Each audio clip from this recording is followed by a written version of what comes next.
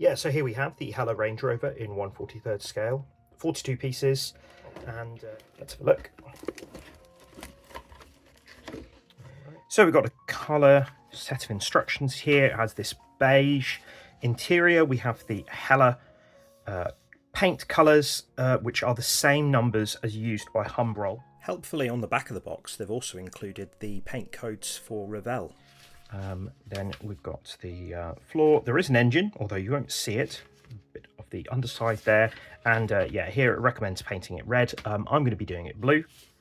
And then you've got the clear parts, and then that is it. So it's quite a lot on these pages. It says 2 steps. That's quite a lot more than 2 steps. And then on the other side, you've got how it should look, where some of the black details should be. You've also got mirrors on this, which is a nice detail for such a small kit. And you've got option of 2 number plates. You've either got this UK style one, or you've got one that simply says Range Rover. Let's have a look. Here is sprue 1. So we've got the floor there, some detail of the exhaust pipe, things like that. We've got bench seat on the rear, steering wheel, handbrake, seats. Then you've got the interior here, which has a very large bed at the back, things like that. So that's nice. Yeah, fair bit of detail here. You've got some little markings where there'd be sort of floor mats and things like that, so that's quite cool. And yeah, considering the age, there's really not much flash on this, so that's nice. Sprue 2. So this one, we've got the wheels in these 2 parts. However, the hubcaps are actually separate, so that would be nice and easy to mask off. You've got the rear section for seats. You've got 2 axles. These are engine parts, I believe. Not much detail, but you won't see it. Exhaust. That's the tailgate with the little section there for the rear number plate. Got the dashboard. That's where the dials go, and that is actually some molded detail on there. And then you've got the grille and headlights. So on this one, you've got the wheels. As I say, that's good that the rims are separate, because that makes it nice and easy to paint.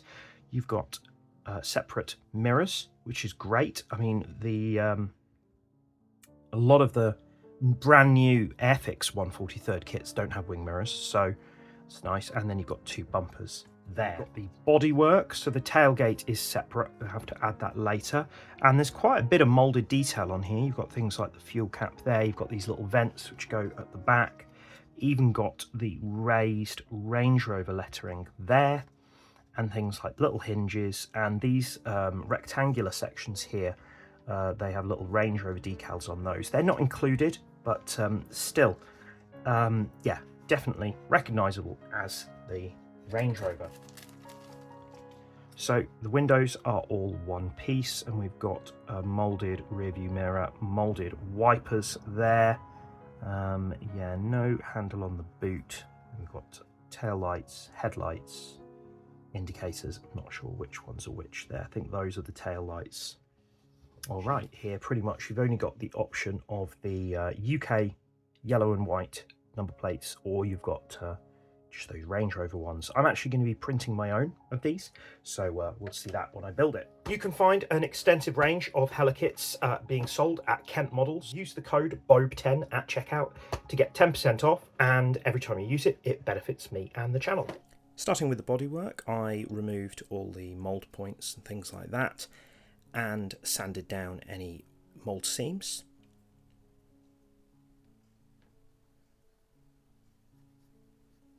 Now the instructions actually say that there's raised writing on the boot lid, but there isn't. So I don't know whether that's a mistake or whether there's a mould error here, but either way, even if there had been, I am going to sand the moulded writing down on this and replace it with a homemade decal instead. So there we are. I'm basing mine on the first ever Range Rover, this Tuscan Blue version from 1969 at the British Motor Museum. So after priming it in some Tamiya light grey, I'm then using some Mr. Colour 323, that's their light blue. I thinned this about 50-50 with their levelling thinners 400. These are all things you can get from Kent Models as well.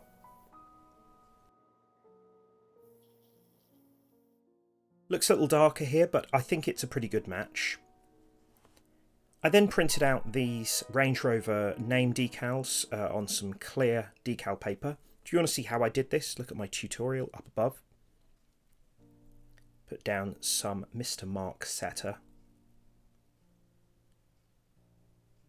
And that looks pretty good. After adding the decals and leaving them for a day, I masked off the whole body to do these window trims. Used some satin black for this. Need to be really careful to do the inside to make sure that there's no bleeds. It could have been a bit cleaner in places, so I went over with a brush where I felt it needed to be enhanced. Now for the door handles and these vents on the rear arches, rather than masking them off because they're so small, I instead measured them and found some black decal paper that I had left over from these MGB number plates. And I found that this was a really good way of doing these sections. They look nice and crisp, obviously no risk of bleeding, and yeah. Similarly, for these Range Rover badges, just beneath the A-pillar, I found I had some thin silver decals left over from an F1 kit, and yeah, found that if I cut them to the right length, they look great. Obviously, it is a shame that the kit doesn't come with these decals, but you can always make your own. Here's this one for the boot lid.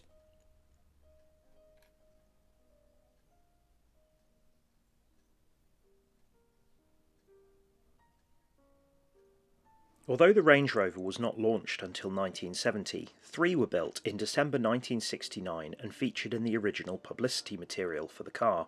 This particular one in Tuscan blue is believed to have been the first off the line because a blue one was urgently required for promotional photography.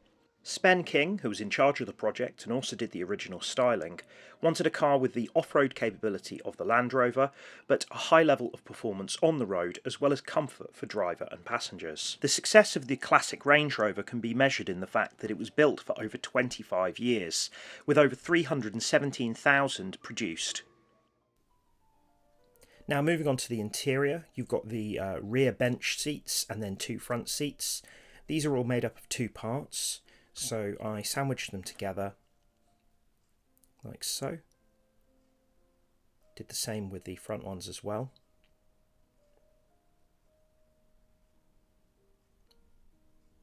The Range Rover only really moved kind of upmarket in the 1980s. I think in the 70s it was certainly more comfortable than the standard Land Rover, but it wasn't exactly a luxury vehicle. Now for the wheels, I think these look a little bit like Polo Mints, but they're all the same. I will say one thing about them, and that's that it's a shame that there's no tread on them. They don't really look like off-road tyres. On a high ground clearance car like this, it's quite obvious to see that the tyres have got no tread. Anyway, I used some Tamiya cement to sandwich these all together and then painted them in matte black. So this dial section needs to go on top of the dashboard here. This kit only comes right-hand drive, but you probably could adapt it. I used Mr. Colour light brown tan for the interior and the seats.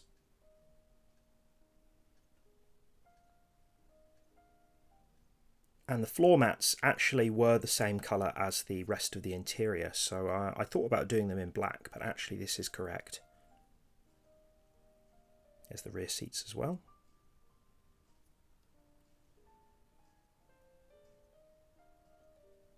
Now after doing the dashboard in semi-gloss black, I added a bit of gloss clear to the dials just to make them look a bit more glassy.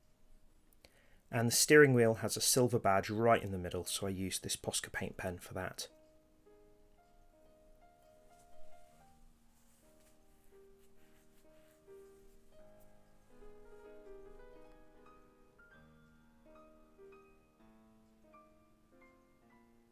Here's the gear stick, not actually the handbrake as I'd said before. You angle this to the side to benefit the driver. There's also a little sort of ashtray or something which is moulded in, so I painted that in black. Now the dashboard actually needs to be moved a bit closer to the seats. I adjust this later because I found that the bodywork didn't actually fit. Here's the wheels now painted in steel. And you see how they'll just slot into there. So these are what the original ones look like, and I'll try and replicate these as best as possible, just with a little bit of black paint. Firstly do all the wheel nuts and then do the little round circle in the middle. There's also some rectangular slots, but I decided that I wouldn't be able to get these looking perfect, so I decided to just leave them off.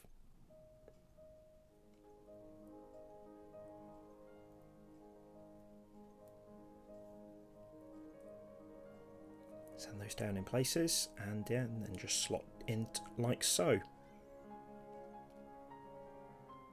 All the wheels are the same, so it doesn't matter which one goes where.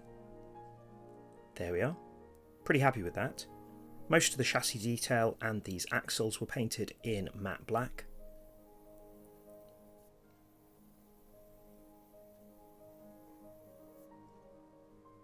Here we are, some bits picked out in silver or steel. Drilled into the exhaust pipe to open it up, and then that slots into place here. I will say that some of the pins are a little bit short when sort of attaching things together, so a lot of glue is useful. Just a bit of black panel line accent for the exhaust tip, and then add the axles to the front and the rear.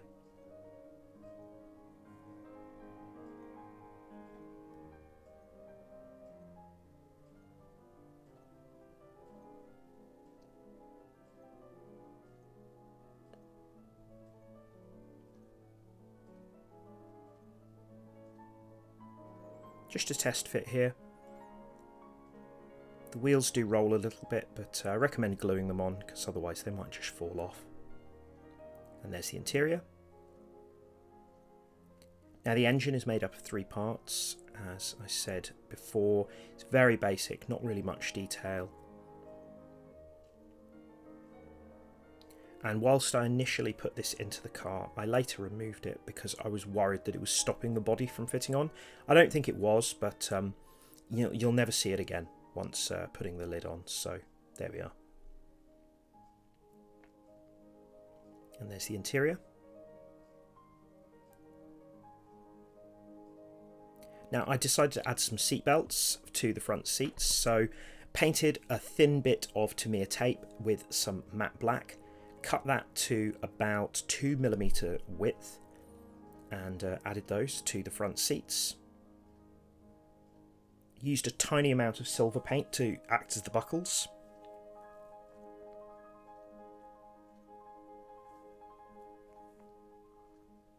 Here's the dashboard in satin black.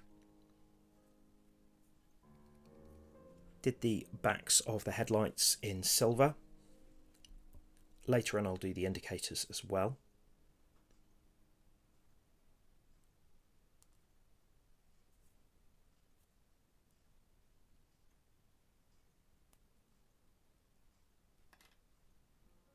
Here they are. Now with a little bit of sanding, I found that these fit in without the need for any glue at all. There are some little moulded lines on the headlight lenses, so just make sure that they're the right way up. And that's how it would fit. I actually tested this before adding the decals. Back of the number plate is silver for these early 70s cars. So this transparent decal paper will go over the top and show the silver up underneath. Match this exactly to the first Range Rover.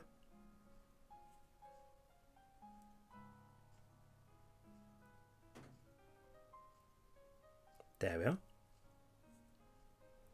Did the rear view mirror on the inside of the rear window, and also painted along the lines of the window just behind the A-pillar and the wipers at the front, firstly in black and then with a bit of silver over the top. Did the inside of the roof and the door cards in that same tan colour as the seats, and the front and rear bumpers in steel just like the wheels.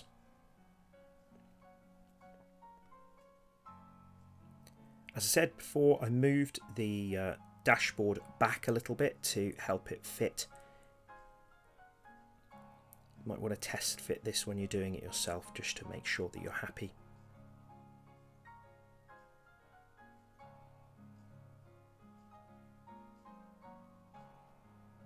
And there that all is. Now time to add the wheels.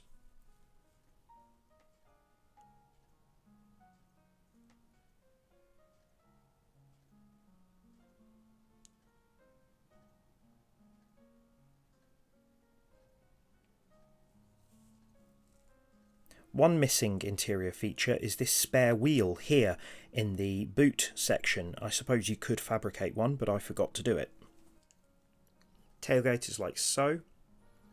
And for this one, I put the decal onto this aluminium tape to make it look like a real metal number plate that they would have used in the early 70s. Cut that out as close as possible, and then put it over the top of the rear number plate flap.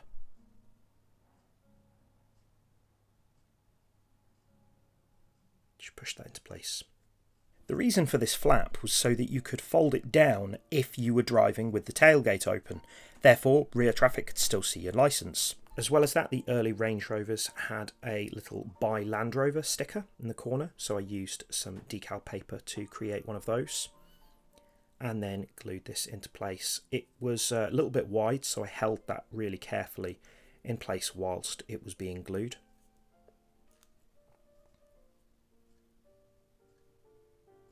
Actually used a bit of super glue for this one, just to make sure it was really nice and secure.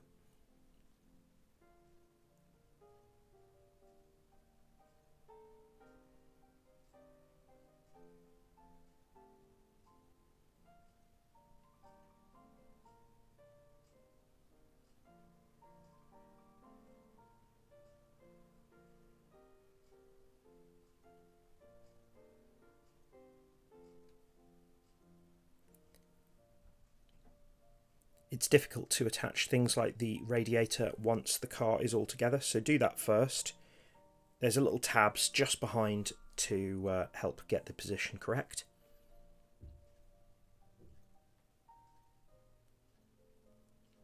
Bumpers can be added after it all goes together though.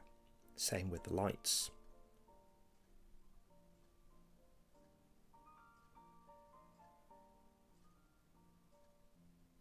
The indicators have little black trims at the top and the bottom, at both the front and the back. So after using some red and orange Sharpie to colour the lights, I then used a little bit of black paint at the tops and bottom to replicate that effect of the real one.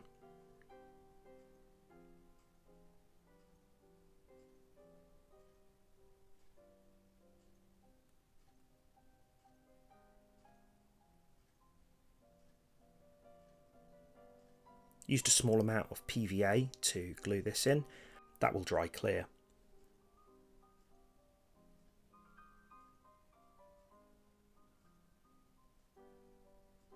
There we are, shaping up. And the same with the rear lights.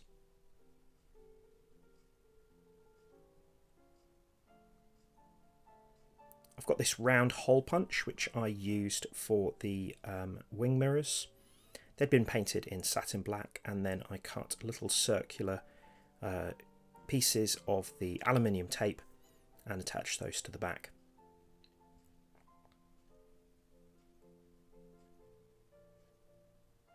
Once those were on right, there's little round markers to show you where these need to go onto the front of the bonnet, and I used a small amount of super glue to attach these.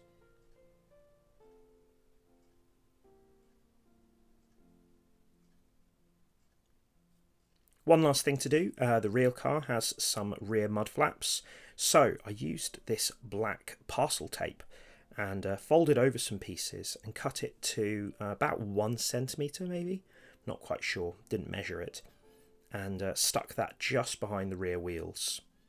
For the one on the left hand side I need to cut the corner off just to go around the exhaust pipe, but yeah, I'm pretty pleased with this as a quick and easy way of recreating mud flaps. Let me know what you think. So here's the original Range Rover at the British Motor Museum. now joined by its much smaller sibling. If you ever visit the British Motor Museum, look out and you might even find me. Anyway, I think this is probably one of Heller's best 1/43 kits. I think it replicates the full-size car really, really nicely. I enjoyed building this one a lot. Thanks again to Kent Models. And yeah, let me know what you think down below.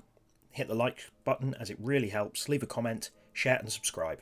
Here's some videos that you might want to watch next, and I'll see you really soon.